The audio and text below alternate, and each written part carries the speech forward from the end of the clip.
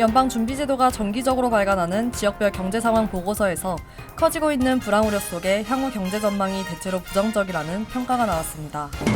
지난달 주택 임차인이 내는 렌트가 1986년 이후 36년 만에 월간 최대 상승폭을 기록했습니다. 뉴욕에서 원숭이두청 확산세가 심상치 않은 가운데 뉴욕시장은 미국 정부의 백신 긴급 지원을 요청했습니다. 이민서비스국의 업무 적체가 해결될 기미를 보이지 않고 있어 올해도 5만 개가 넘는 취업 영주권이 버려질 것으로 예상됩니다. 맨해튼 보로장이 교통 혼잡료 프로그램을 계획대로 2023년에 시행해야 한다고 촉구하고 효율적인 운영 방안을 제안했습니다. 이상은 이 시각 주요 뉴스입니다.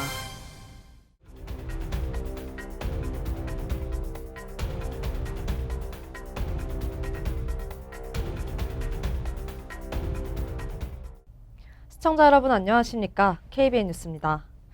연방준비제도가 정기적으로 발간하는 지역별 경제상황 보고서에서 커지고 있는 불황 우려 속에 향후 경제 전망이 대체로 부정적이라는 평가가 나왔습니다. 박준환 기자가 보도합니다. 연준이 관할하는 12개의 지역 경제상황 보고서인 베이지북에 경제활동은 5월 중순 이후 전반적으로 완만한 속도로 확대됐지만 몇몇 지역은 수요 측면에서 커지는 둔화 조짐을 보고했다는 평가가 담겼습니다.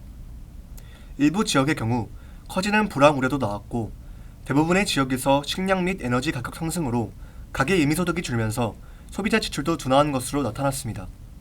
재고 문제로 신규 자동차 판매도 대부분 지역에서 부진하다는 게 연준의 평가입니다. 연준은 이와 함께 많은 지역에서 공급망 혼선과 노동력 부족이 계속 생산활동을 방해한다는 보고가 있었다라고 전했습니다. 에너지 분야에서는 수요가 강하고 시초 작업도 활발하지만 가용 노동력 문제와 공급망 변목 현상으로 생산에는 제약이 있다는 내용이 담겼습니다. 바이든 행정부가 최대 경제 성과로 내세워온 노동시장의 경우 완만한 속도로 고용이 증가하는 모습입니다. 다만 제조 및 건설 분야에서는 노동 수요가 다소 약해진 것으로 보입니다. 가격 압박은 계속될 것으로 보입니다. 특히 식량, 원자재, 에너지 가격 상승은 여전히 중대한 수준으로 평가됩니다. 여전히 인플레이션이 역사적으로 높은 수준이라는 게 연준의 시각입니다. 다만 여행, 접객업 등 분야에서 각 기업은 큰 저항 없이 소비자 가격 상승을 이루었다고 전했습니다. 연준은 최소 올해 연말까지는 가격 압박이 이어질 것이라고 예상했습니다. 연준은 이전 보고서와 유사하게 향후 경제 성장 전망은 보고에 임한 지역에서 대부분 부정적이었다고 전했습니다. 아울러 향후 6개월에서 12개월간 추가로 수요가 약화하리라는 예측도 있었다고 설명했습니다. 연준은 1년에 총 8차례 12개 관할 지역의 현재 경제 여건을 평가하는 베이지북을 정기 공개하고 있습니다. KBN 뉴스 박준환입니다. 지난달 주택 임차인이 내는 렌트가 1986년 이후 36년 만에 월간 최대 상승폭을 기록했습니다. 맨해튼 평균 아파트 렌트는 사상 처음으로 $5,000를 넘어섰습니다. 노동부는 어제 임차인이 실제로 내는 임대료가 지난 6월에 전월보다 0.8% 올랐다고 발표했습니다. 1986년 이후 36년 만에 월간 최대 상승폭으로 1년 전에 비해서는 5.8% 상승했습니다. 현재 전체 미국인의 36%가량이 집을 임차해 렌트를 내고 있습니다. 맨해튼의 주택 임대료는 5개월 연속 상승해 사상 최고치를 또다시 갈아치웠습니다. 중개업체 밀러 세무얼과 더글러스 엘리먼에 따르면 지난 6월 뉴욕 맨해튼의 평균 아파트 임대료는 $5,058로 사상 처음으로 $5,000를 넘어섰습니다. 1년 전에 비해 29% 급등한 것입니다. 맨해튼 아파트들의 렌트를 비싼 순으로 쭉 나열하면 중간값은 $4,050로 1년 전에 비해 25% 오른 것으로 나타났습니다. 밀러 세무얼의 조나단 밀러 최고 경영자는 주택담보대출 금리 상승이 주택 구매 희망자를 임차 시장으로 몰고 있다며 시장은 이미 타이트하다고 말했습니다. 렌트가 조만간 안정되기는 쉽지 않을 전망입니다. 연방준비제도의 기준금리 인상 여파로 주택담보대출 금리가 급등하며 주택 구매를 미루는 사람들이 많아 월세 수요가 늘어날 것으로 예상되기 때문입니다. 가을이나 내년 이후에 가격이 다소 떨어질 수 있다는 전망도 나오고 있지만 큰 폭의 하락보다는 안정화 수준에 머물 것으로 전문가들은 보고 있습니다.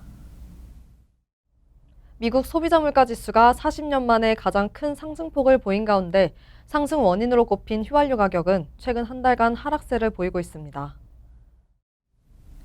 뉴욕타임즈는 현재 휘발유 가격이 28일 연속 하락해 코로나19 확산으로 경제가 마비되면서 2020년 초 에너지 수요 붕괴 이후 가장 긴 하락세를 나타냈다고 보도했습니다.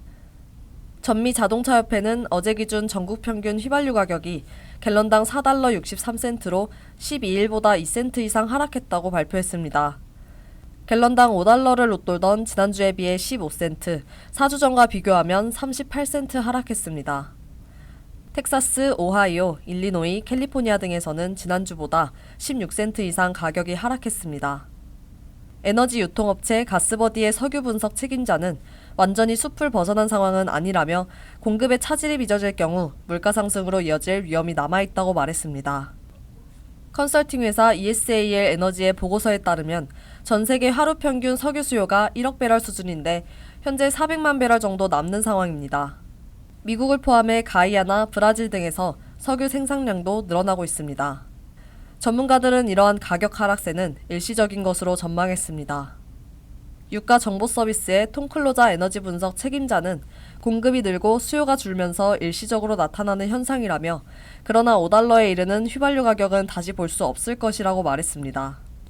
다만 휘발유 가격이 높은 상태를 유지하면서 수요에 영향을 미친 것 같다고 부연했습니다. 에너지부는 최근 몇 주간 휘발유 수요가 하루 135만 배럴, 즉 10% 이상 감소했다고 발표했습니다. 지난주 휘발유 재고는 250만 배럴 감소 이후 5.8% 증가했습니다. 시티그룹은 휘발유 재고가 빠르게 증가하고 있다며 변동성이 큰 시기이지만 에너지 가격이 하락하는 방향으로 가고 있다고 생각한다고 밝혔습니다. 뉴욕에서 원숭이 두창 확산세가 심상치 않은 가운데 뉴욕시장은 미국 정부에 백신 긴급 지원을 요청했습니다. 어제 기준 뉴욕의 원숭이 두창 확진자는 336명으로 집계됐습니다. 보건당국은 실제 확진자는 이보다 더욱 많을 것으로 예상하고 있습니다. 원숭이 두창은 남성 간 성관계를 가진 이들에게서 많이 발병하는 것으로 알려지고 있습니다. 약 900만 명이 살고 있는 뉴욕엔 동성애자도 많은 것으로 알려져 당국은 각별히 신경을 기울이고 있습니다. 이처럼 심상치 않은 원숭이 두창 확산세에 백신 예약 사이트의 접속이 폭주하면서 많은 사람들이 백신 예약에 어려움을 겪고 있습니다. 에릭 아담스 뉴욕시장은 보건부와 질병통제예방센터의 전화회의에서 백신이 시급하게 필요하다는 점을 강조하고 더 많은 백신 공급 파트너를 확보하겠다고 밝혔습니다. 뉴욕은 이번 주 내로 연방정부로부터 14,500개의 백신을 공급받을 예정입니다. 지난달 23일 이후 약 7,000개 늘어난 것입니다. 보건당국은 트랜스젠더와 동성애자, 양성애자 또는 남성과 성관계를 가진 다른 남성들에게 백신 접종 우선순위를 부여하고 있습니다. 미국의 한 여성이 길에 떨어진 1달러 지폐를 주웠다가 전신이 마비되는 등 이상 증상을 겪었습니다. 경찰은 떨어져 있는 지폐를 줍지 말라고 경고했습니다. 보도에 박준환 기자입니다. 지난 10일 미국 켄터키주에 사는 렌 파스는 테네시주에 위치한 패스트푸드점에 들렀다가 바닥에 떨어진 1달러 지폐를 줍고 전신 마비 등 이상 증상에 시달렸습니다. 다음날 파스는 페이스북에 자신의 경험을 공유했습니다. 파스는 남편 저스틴과 아이들과 함께 차를 타고 가던 도중 화장실을 들리기 위해 패스트푸드점을 방문했습니다. 그는 매장 안에 떨어진 1달러 지폐를 발견했고 아무 생각 없이 주웠습니다. 하지만 차에 돌아온 파스는 갑자기 이상 증세를 보이기 시작했습니다. 온몸이 저리는 이상한 느낌은 어깨에서 시작해 하체까지 빠르게 내려갔고 말이 나오지 않았고 숨을 쉴 수도 없었습니다. 남편은 곧바로 911에 전화했고 병원을 찾았습니다. 의료진은 파슨에게 우발적인 약물 과다 복용 때문이었다고 말하며 치료 후 퇴원시켰습니다. 이후 남편은 아내와 접촉한 뒤 자신 또한 부작용을 경험했다고 밝혔습니다. 그는 입술이 마비되고 팔에 발진이 생겼다며 1시간 후 치료를 받은 파슨이 괜찮아질 때쯤 본인도 증상이 가라앉았다고 말했습니다. 파슨과 저스틴은 지폐에 펜타닐이 묻어있었다고 추측했습니다. 마약 단속국에 따르면 펜타닐은 모르핀보다 50배에서 100배 강한 합성아편입니다. 헤로인보다도 최대 50배 더 강력합니다. 지난해 펜타닐과 같은 합성아편 과다 복용은 전년 대비 23% 증가해 7만 1000건을 넘었습니다. 10만 7천 명 이상의 미국인은 약물 과다 복용으로 사망했습니다. 경찰은 지폐가 마약을 보관하거나 나누는 데 사용된다고 설명했습니다. 하지만 매트로 내슈빌 경찰 대변인은 해당 지폐에는 펜타닐의 흔적이 없었다며 곧 폐기될 예정이라고 전했습니다. 벤더빌트 대학 의료센터 펜타닐 전문가도 파슨이 펜타닐에 단순 접촉했을 가능성이 매우 낮다고 말했습니다. 오히려 그가 무심코 코를 문질러 마약이 혈관에 노출됐거나 손가락으로 입이나 눈을 만졌을 가능성이 더욱 높다고 밝혔습니다. KBN 뉴스 박준환입니다. 이민서비스국의 업무 적체가 해결될 기미를 보이지 않고 있어 올해도 5만 개가 넘는 취업 영주권이 버려질 것으로 예상됩니다. 지난해 사용되지 못해 유월된 영주권 커터가 또다시 사장될 가능성이 높아지고 있습니다. 2021-2022 회계연도에 발급 가능한 취업 영주권 수는 평년의 2배에 달하는 28만 개지만 처리 속도가 이에 미치지 못하기 때문입니다. 매년 할당되는 48만 개의 가족 영주권과 14만 개의 취업 영주권 커터 중 회계연도 내에 이를 소진하지 못할 경우 이를 사용할 수 없게 됩니다. 하지만 코로나19 팬데믹 기간엔 전 회계연도에 사용되지 못한 가족 영주권 커터를 다음 회계연도에 취업 영주권 커터로 전환해 사용하도록 허용됐습니다. 따라서 2020-2021 회계연도에는 전년 2월분까지 추가해 총 26만 2,288개의 취업 영주권 커터가 할당됐지만 결국 발행부는 19만 5,507개에 그쳤습니다. 이민서비스국에 따르면 이번 회계연도에 시작된 2021년 10월부터 올해 5월 말까지 발급된 취업 영주권은 총 14만 9,733건입니다. 이런 속도로 진행될 경우 이번 회계연도의 취업 영주권 발급 건수는 22만에서 23만 건 선이 될 것으로 예상됩니다. 즉 5만 개가 넘는 취업 영주권이 버려질 가능성이 있습니다. 이에 대해 이민서비스국은 6월 중순까지 6만 7천 개의 취업 영주권 신분조정 청원서를 필드오피스 등지로 이관하는 등 가능한 많은 영주권 커터를 사용할 수 있도록 노력하고 있다고 밝혔습니다.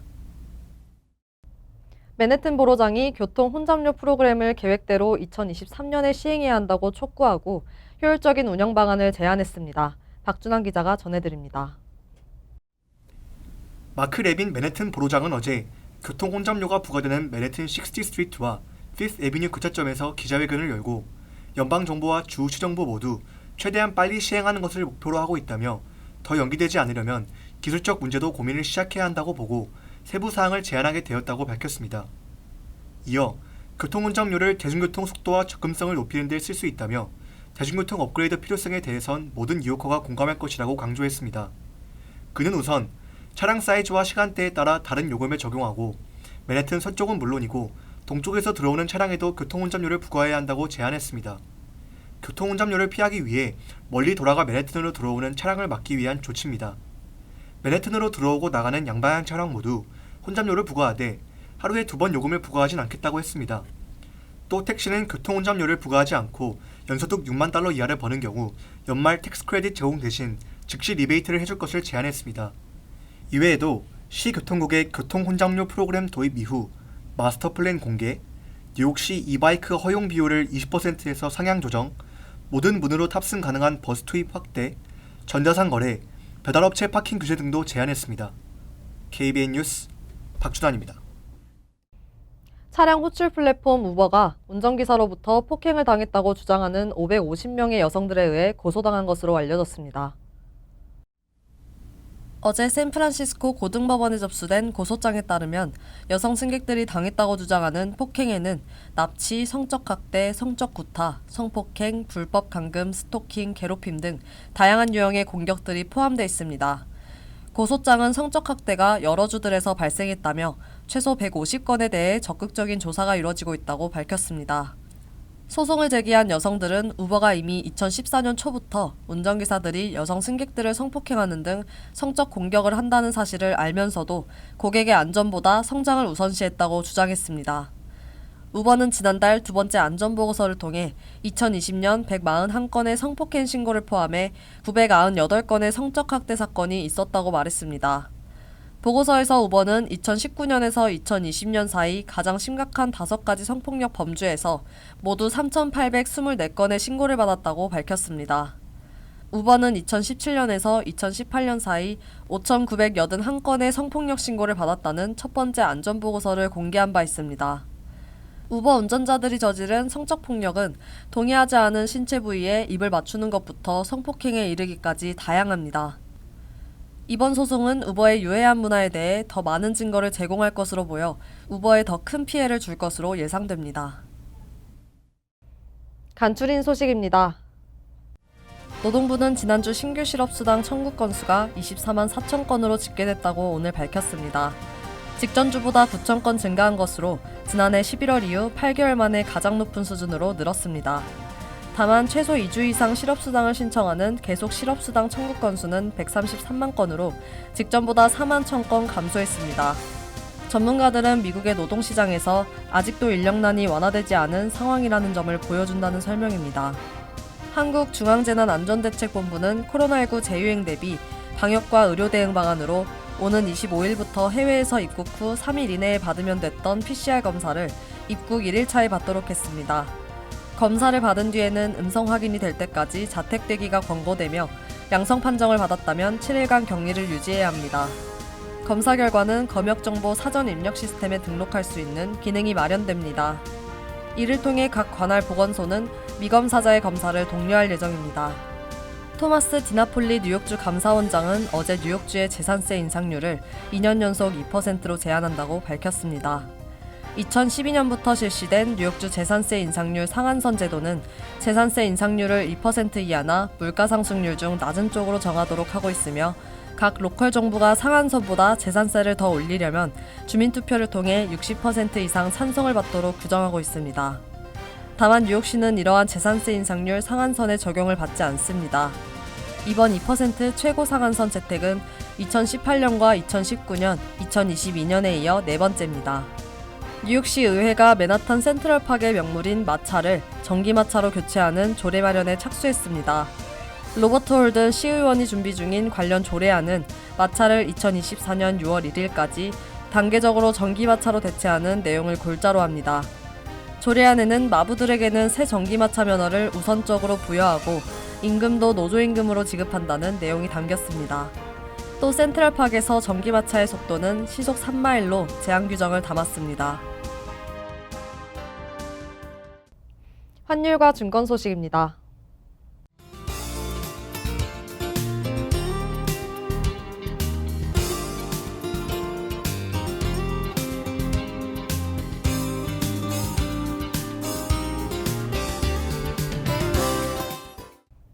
이어서 날씨입니다.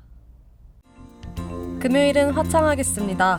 낮 최고기온은 84도, 섭씨 29도, 밤 최저기온은 72도, 섭씨 22도로 예상됩니다. 토요일도 대체로 화창하겠습니다.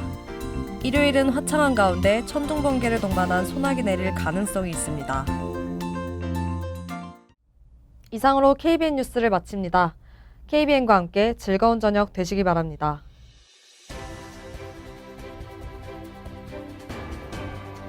미 동부 최대 한인방송 KBN이 제작하는 KBN 뉴스는 웹사이트 mykbn.com 그리고 유튜브와 페이스북에서 다시 보실 수 있습니다. 좋아요, 구독, 알림 설정은 뉴스 제작에 큰 도움이 됩니다.